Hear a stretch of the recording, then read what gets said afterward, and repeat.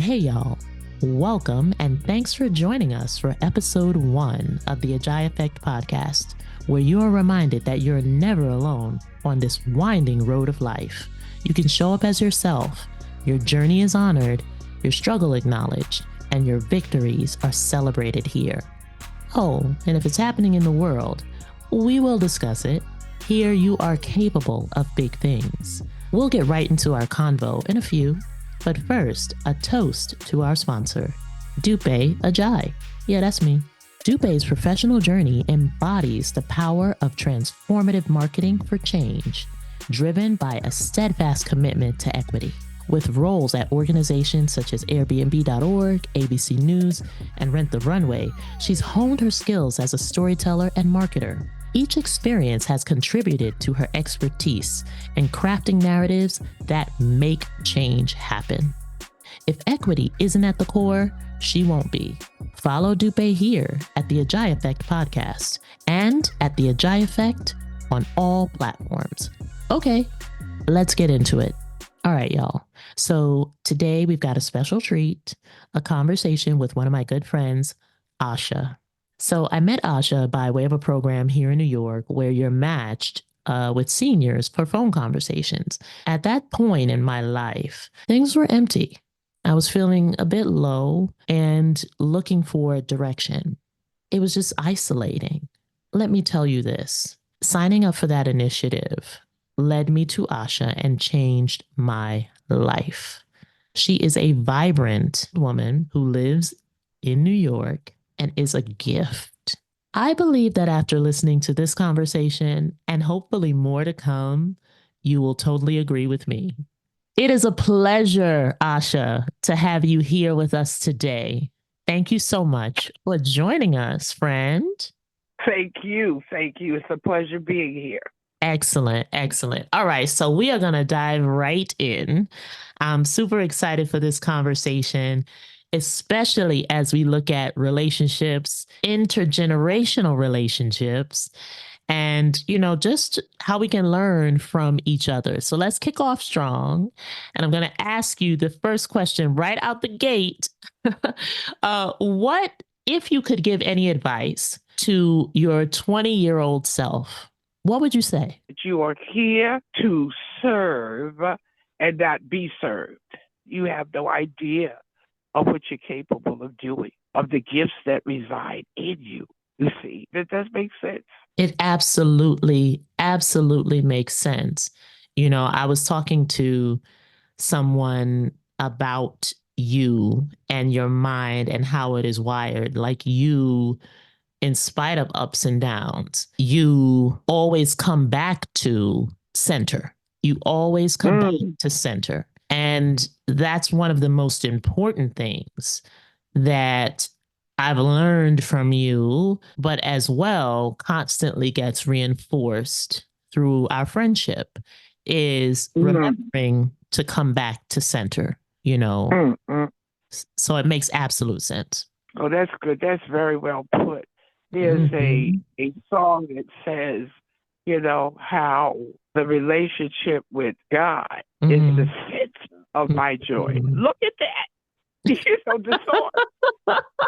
And you said it when you said center. There's a song that we sing all the time. You are the center of my joy. When I feel I'm lost or the clouds are just so thick, yes, you are the center. And that's exactly what you said. Yes, ma'am. Not even knowing that we would touch on that. No, see? not at all. But Not at all. And that always happens with us, where it's like sure.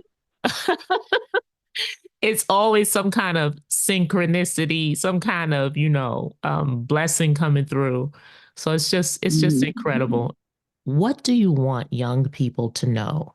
If you're not careful, you might think that you are the cause of what misgivings you might be going through or have.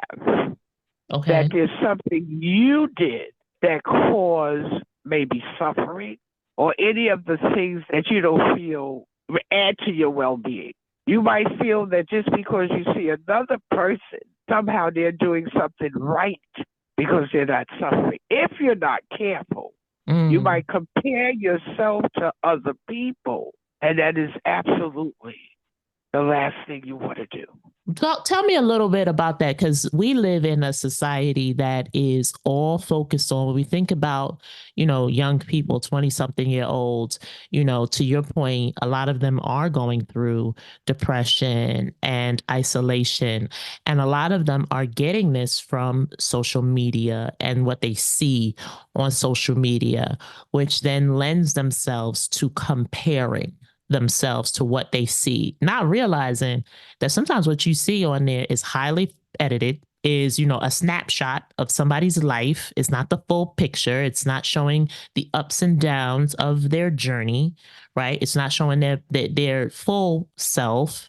So how is it that someone should be focused on, right, for that young person, themselves, their own journey? As I like to say, you running in your lane, right? You only see the front. You're not seeing the people at the sides. How is it that they can do that? Or what are your thoughts on that? First of all, you're told you're not enough. Right. That's the message that's communicated. You're not enough. So everything is built 5'7" and over. I'm 6 feet. How does 5'7" or over? And you're made fun of. And they're laughing at you. Blah, blah. All of this stuff is horrible. And you think you have to do things and be like other people. And when I came to myself, because there's a point where you come to yourself and you realize that you were put here, that you're really a designer original. Okay? Absolutely. And you start changing the language. And I said, listen, I like heels. One lady that lives here, we're on the elevator. She says, why would you wear heels and you're so tall? So I took them off, stood barefoot in the elevator. I said, now tell me how short I am. She burst out laughing. Did I become short? Or am I still tall? Come on now. Don't you see? But that's when you're comfortable in your with skin. The question. Yes. To ask them the question, to travel almost around the world. And my point is what you see here is not what it is when you travel out elsewhere. People love you for your complexion. They love you for your height. They can't get enough of you because of who you represent. And so we're in a culture that's so demeaning and so hateful and so hostile.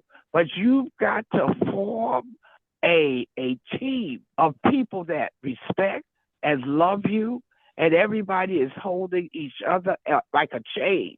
And we are going to go through this. So you can't wait for the world to decide for you. You can't even think of what they're saying. If you had one last sentence to advise or to give people, one sentence, what would it be? Please do not give up. Please do not give up on yourself and the contribution that you are. Please do not give up. That's what I would say. Excellent. Excellent. Asha, thank you so much for everything. I cannot thank you enough, friend. You are such a blessing to everybody that you touch.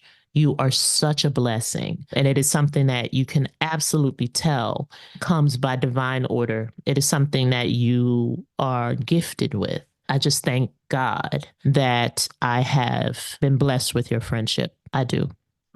Well, I want to thank you because you know what? A pancake is not done on one side. It's true. You got to flip that other, right? So that we're all on the same side. It's true. You are an absolute, I knew that the first time we met on the line. And I'll tell that the next time. Because it was hysterical. It was hysterical. Y'all, what did I tell you? What did I tell you? What did I say? Isn't she something else? She is incredible.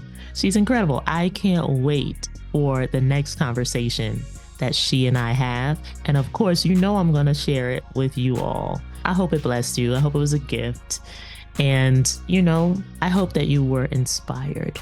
Do me a favor, share what you heard with 2, 3, 4 of your girlies or guilies. Is that what we call them? Guilies? I don't know. But definitely share it with your girlies and help us grow this community. And again, be sure to follow at The Ajayi Effect on all platforms. This episode was produced, edited, and recorded by Dupé O Ajayi. Till next time, y'all, remember, you are capable of big things.